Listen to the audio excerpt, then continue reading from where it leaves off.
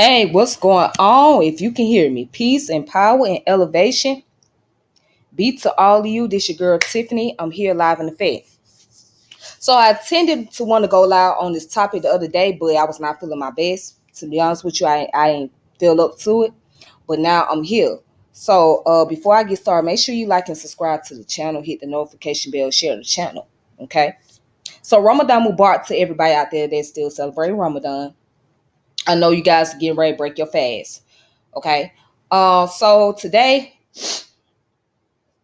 I decided to do things a little different on the channel. So I wanted to talk about the Niger Congo family. And the reason why I brought the subject matter because I have the book and I want to show y'all the book that I have. This is it.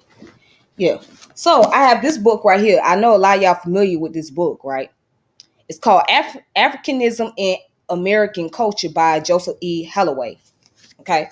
So let me explain to you what it made me exactly want to talk about the Niger Congo family. Because in this book, and I did not even know it until I started reading, let's go into the concept where they talk about Central Africa in this book. Okay. So Central Africans, right? And it says towards the mid 1700s, then more Angolians than any other Africans, ethnic and cultural groups were being imported into South Carolina. So it says Peter Wood found documents showing that between 1735 and 1740, 70% of all incoming Africans were Bantu from the Angolan region near the Congo River. Okay. So, and then also it goes on to mention that unlike the Senegambians, the Bantus brought to South Carolina a homogeneous culture identifiable as Bantu. The cover term used to capture the generic relationship of this large African cultural group. This homogeneity is indicated by a common language. According to Guthrie, Bantu languages have a common core lexicon of 500 or more vocabulary items. And forming the Bantu nucleus, the 28 tested languages were ranked in accordance with the percentage of basic lexical items they contain.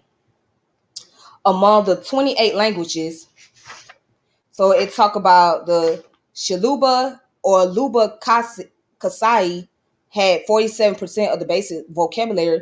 Luba Katanga had 50% and Bimba had 54%. For the Africans in South Carolina, the first stage in the acculturation process was the melding of numerous West and Central African elements in a culture such as Gullah. Okay, so the creation of this Creole culture allowed these Africans to form a kind of lingua franca, enabling them to communicate with each other as well as the planters. So the Bantus then had the largest constituency in South Carolina and possibly in other areas of the southeastern United States as well. All right, so I said, well, you know what? Let me look up about the information on Bantu. So I was having a discussion with somebody on my page. They brought the concept about Niger Congo family. So let me go and find the comment real fast, and I want to read it to y'all.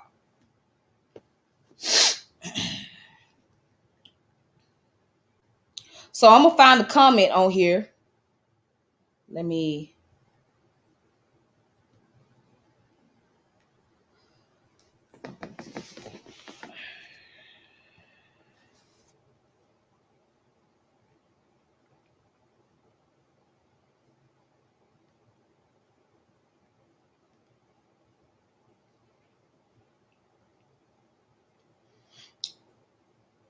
So someone put up the whole slavery was Bantu, Niger Congo. Okay. And so that's when I put it wasn't just the Bantu, but Wolof, Bambara, Iwe Fun, Ashanti, Fulani, Hausa, Bakongo, and Mandingo, Igbo, Yoruba, and etc. What we learn that there's a lot of Bantu happening. This leads me to question about the relationship between African diaspora and those in Southern Africa, especially in South Africa. And so this person put that Bantus are Congo B and those others are Congo, Niger Congo A, one South and Central, the other West. Okay. So with that being said, This is where we have to look at the breakdown of the Niger Congo family, as far as like the different subfamilies and things like that. Okay, so if y'all excuse me, like I said, I am not at my 100%. All right. So I hope you guys can follow with me. Now I'm gonna tell y'all like this. I'm not a linguist, okay? I'm not a linguist. I'm not I don't have a degree in this. I don't have the skill setting as a linguist, okay? So somebody who can really explain things better than I can is somebody who is a linguistic anthropologist, or somebody who's a linguistic period, who's really good into like knowing languages and families. But I'm just gonna show you the sources that I came across. All right. So that's what I want to share with y'all. Here we go. Excuse me. Woo. Give me a second.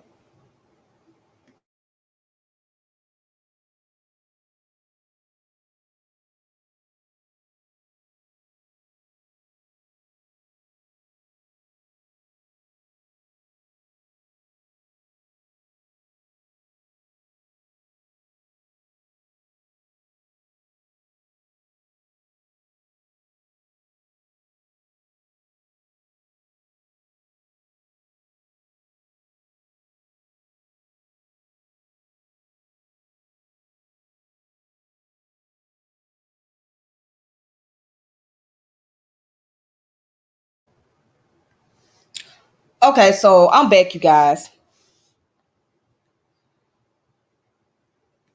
So here it is. So as you guys can see, here's the information. Let me kind of like zoom this up a little bit. Do do do do do do do do do do do do. All right, so exploring the Niger Congo languages, right? By Gwyneth L. Loeffler, whatever. All right, so it's an introduction. The Niger Congo language family represent one of the largest groups of the languages in the world, right? It consists of 1,436 languages and dialects spread over a relatively small geographic area. It says, with such a large group of languages, it will be impossible to go too much in depth concerning about individual languages, but I would try to touch on the larger subgroups in order to gain a greater understanding of the way this family is structured. So it goes on to talk about early classification, right? So it said one of the earliest known classification of African languages was presented in Adulan and Vetler's or Vater's, was it called Mathematics, 1812, and it divides all of the African languages into four groups: the Berber languages in the north, the Bushman and Hatanot languages in the south, and all of the remaining languages were grouped under the title Central Africa. All right. So it goes on to say Andalon continued to break down these groupings and was able to put together some related languages: a Mandingo group, a Mina, a Kan group, and a Congo group, which, however, does not relate to other Bantu languages.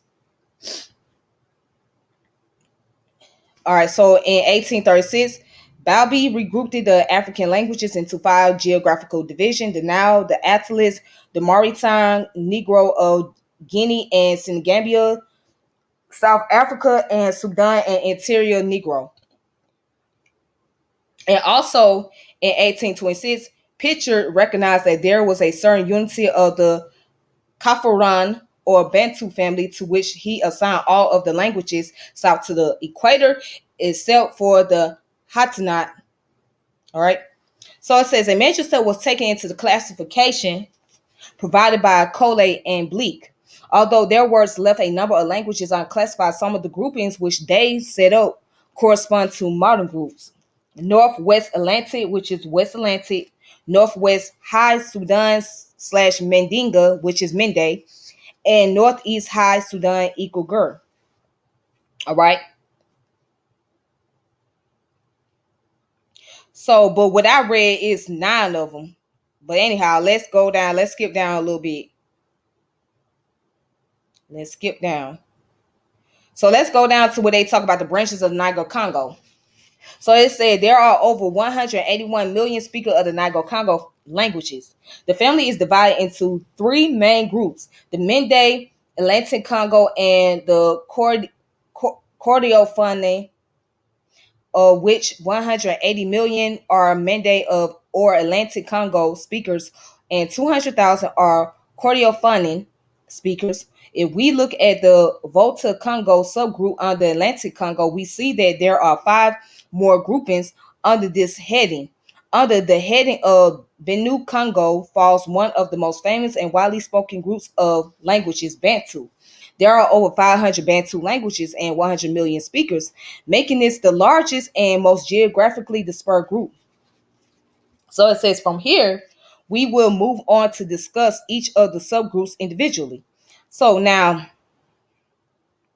right here, let's talk about the Mende. So it says there are approximately 10 million speakers in the 15 different African countries. A large part of the population in the countries of Mali, Ivory Coast, Guinea, Sierra Leone, and Liberia are speakers of Mende languages. Mende speakers are also well represented in Burkina Faso, Senegal, Gambia, and Guinea-Bissau.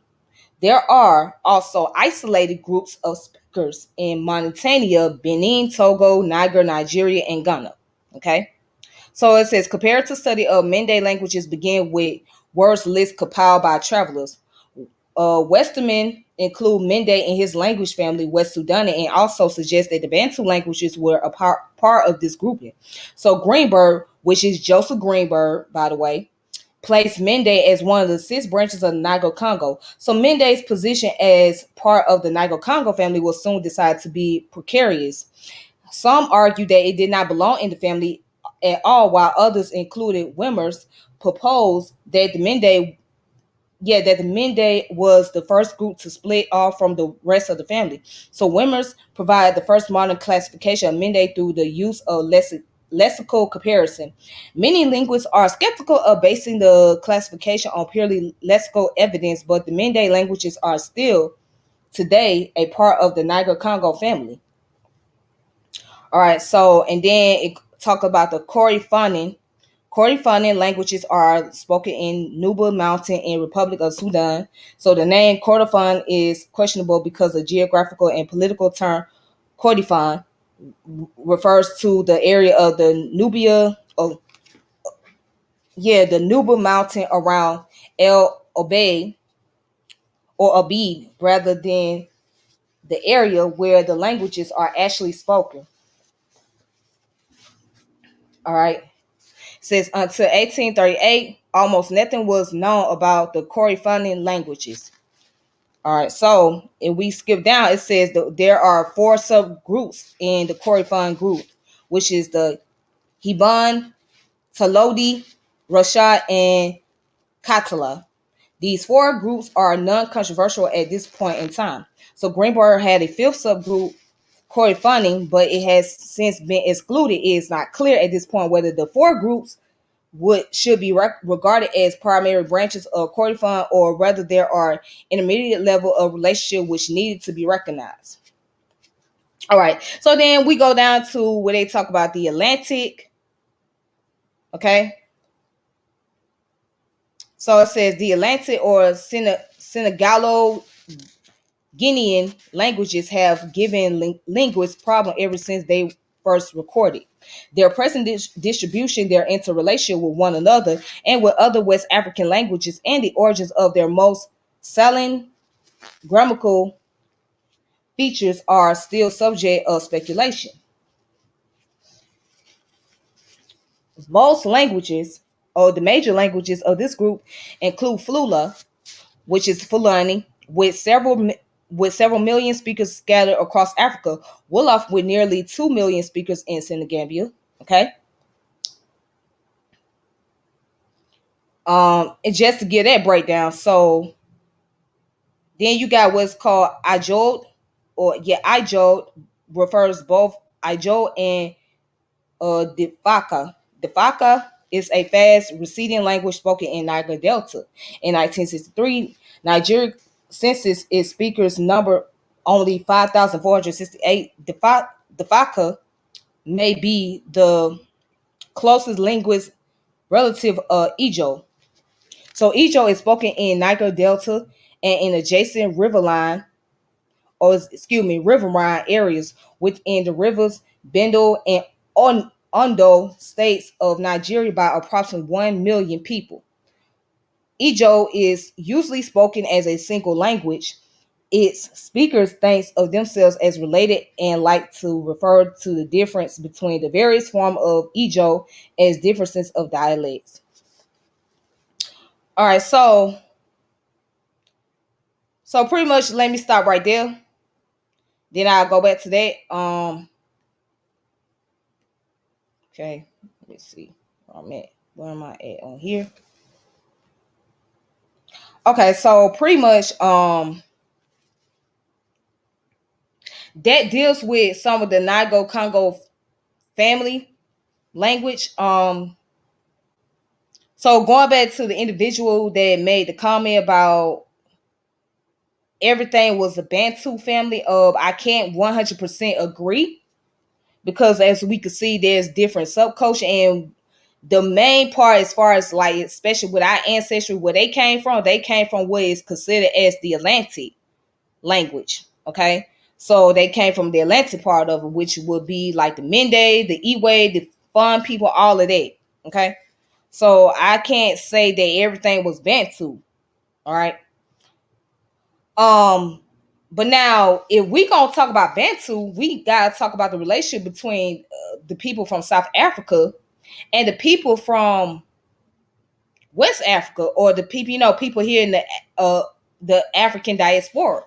We gotta talk about, well, where's the relationship, draw the line there between the South African and the people in the African diaspora. And what we can see is that mostly it is consists of the Bantu. So that's what we can really think of. I mean, because there is some type of connection there. But again, going back to that person's argument, we can't say that everything was, the whole thing was Bantu. Like that, to me, that's a stretch. But I understand where the person is coming from. Let me go down here. As a matter of fact, let me pull up another information. I want to pull up an article. All right, so let me pull up another article real fast. That better go into this.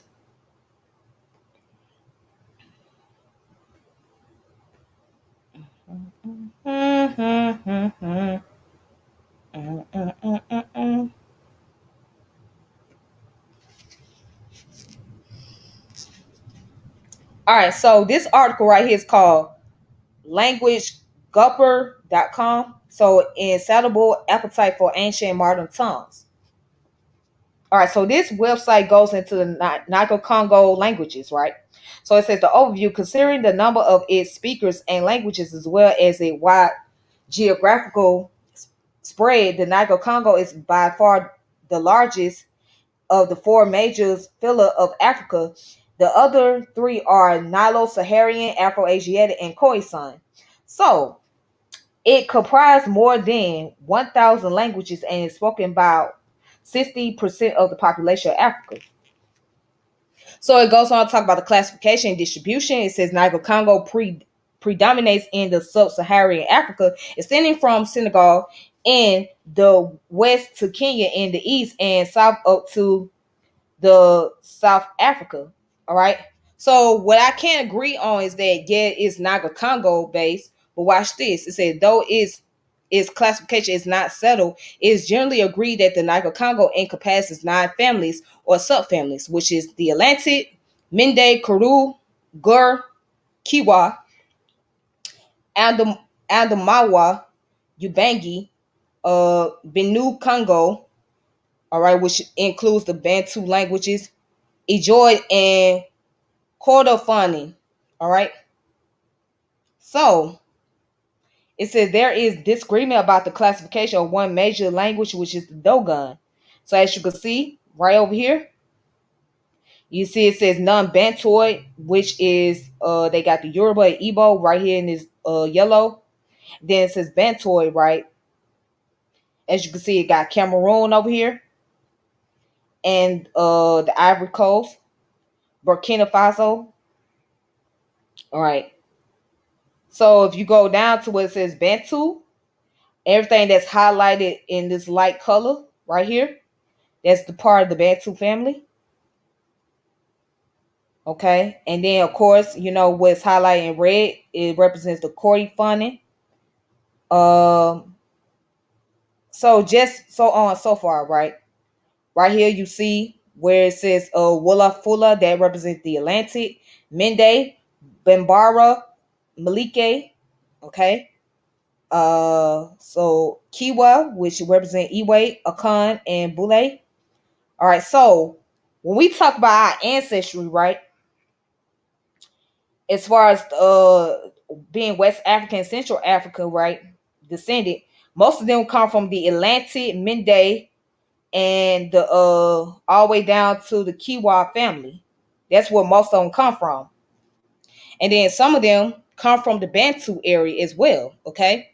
So when we talk about the ancestors that were brought into what we know today is South Carolina from the region of the Congo and Angola area, right? They were more like the Bantu or part of the Bantu speaking family. Okay. Where everybody else that came from up here in West Africa, they were either part of the Atlantic, Mende, or Karoo family, and all the way down to the Kiwa. All right. So the Dogon people will be located in today Mali. All right. Okay, so but that's just to break it down to y'all. So let's go ahead and let's get into it. So it says Atlantic, the westmost branch of the Niger Congo, is spoken along the Atlantic coast. It includes, among others, the Wolof and Fula, which extends inland to the Savannah up to Sudan, right? So B, the best known Mende languages spoken in West Africa are Bambara, Dula, Duya, Malinke, Mendika, West and East Manikan, was it Manikanka or something? I can't even say that right. But anyways, this one is Kuru. Languages are spoken in the forest region of South Liberia and Southwest Ivory Coast. And then you got where it says the largest of the Gur or Volatic languages spoken mainly in Burkina Faso, Ivory Coast, Ghana, Togo, and Benin is Mori. The Kiwa family in the south region of Ivory Coast, Ghana, Togo, and Benin include Bole, Akan, and Iwe, right? So Adamawala, Ubangi, spoken in Cameroon, Southern Chad, and the Central African Republic include Jabaya, Banda, and Zande.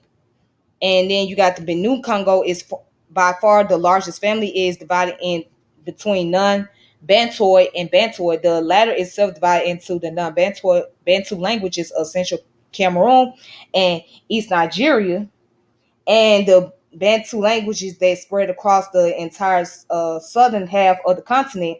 The main non-Bantoid languages are the Nigerian, Yoruba, and Igbo. Of the Bantu languages, the most numerous are Swahili, Rwanda, Shana, and Zulu. So basically, there is a relationship. And again, we see that it's the Bantu connection. Okay, so that kind of makes sense. That kind of sums up my hypothesis. Anyways, uh, the Ejoy located in Niger Delta includes Difaka and Ejoy cluster, right? So the Kordofani languages are geographically separated from the other Niger Congo languages and confined to the mountains of central Sudan. And then, of course, Dogon is spoken in Mali. All right, so if y'all know about the Dogon people are located in Mali. All right, so going down here now, what is phonology? Phonology is dealing with the sound, okay? The study of sound, how words sound very similar to each other, okay? Morphology deals with the structure of the language as far as the alphabets and how the words are spelled, etc., okay? That's what it deals with, all right? So if we go down here, it says right on the nouns, it says the system of noun classes is probably the characteristic most widely found in Niger Congo languages. Though Mende does not have them, nouns are grouped into different classes marked by prefixes, suffixes, or both. All members of a given class share the same affix. Okay. So it says phonology, vowel harmony. The northern group of the Atlantic branch and the non-Bantu languages of the Benue Congo exhibit ATR vowels harmony. In it, there is a contrast between vowels pronounced with a advanced tongue root, okay, and a retract tongue root. Only vowels from the ATR set or from the ATR set appear. Wait a minute. So let me go back. It says the positive ATR set or from the negative ATR set appear in the same morpheme. Okay. So tonal system, most Niger Congo languages have tones, though some of the most important, like Swahili and Fula, do not. Usually they have 2 or 3 tones, but in some languages, 4 or 5 tones serve to make lexical and grammatical distinction. All right. All right, so it basically shows you the relationship, and then right here, you can see this little diagram, right? It shows you the amount of speakers in millions. So it says among the individual languages, the most popular are in millions, right? So you see Yoruba, 29.4 million, right? The Benue Congo, okay? Igbo, Benue Congo, and Fulani, Atlantic, Shona, Benue Congo, right? And you see the Akan Kiwa, right? The Wolof is Atlantic, Bembarda is Mende, okay? So just to give you guys the idea of that, all right? So the reason why I feel like it's important for us to know this is only because of the fact that we come from the different ethnic tribes of Africa, and by us coming from different ethnic tribes, it makes sense for us to really learn about these language families. And as I mentioned before, I don't know anything about them because I'm not a linguist. Okay. So if you really want to learn more, you can study those who are linguistic anthropologists or those who are linguists, and you can look up information about the Niger Congo family for yourselves. All right. Now what's interesting, what's his name? Joseph Greenberg. He written a book about the Niger Congo family and also the Afro-Asiatic family. So you guys can look into his information. Just look up Joseph Greenberg, right? And he was the same one that wrote about the Afro-Asiatic family, which a lot of people have some disagreement about. Well, I would say those who claim to deal with the Medu Neta language, they have disagreements about the classification of Afro-Asiatic languages. And he also written about the Niger Congo family. But again, this goes to show that our relationship with those that came from that region, right, in those areas, and what part of the language family they belong to. So some of them are part of the Bantu family, and then some of them are part of the Atlantic family, okay, the Mende family, all right. So that's some of them part of as well, you know what I'm saying? But yeah, there are those who are part of the Bantu family. Okay, but we can't sit there and say that everybody was the Bantu because that would be not true. I mean, because especially you talking about those who came from Senegambia area, right? Those who spoke Wolof and Fulani, they weren't part of the Bantu family. They were part of the Niger Congo family, but they weren't under the Bantu family. They were under the Atlantic. So, but anyways, that's all I have to say. I hope you guys have a good one. And till next time, peace and power elevation.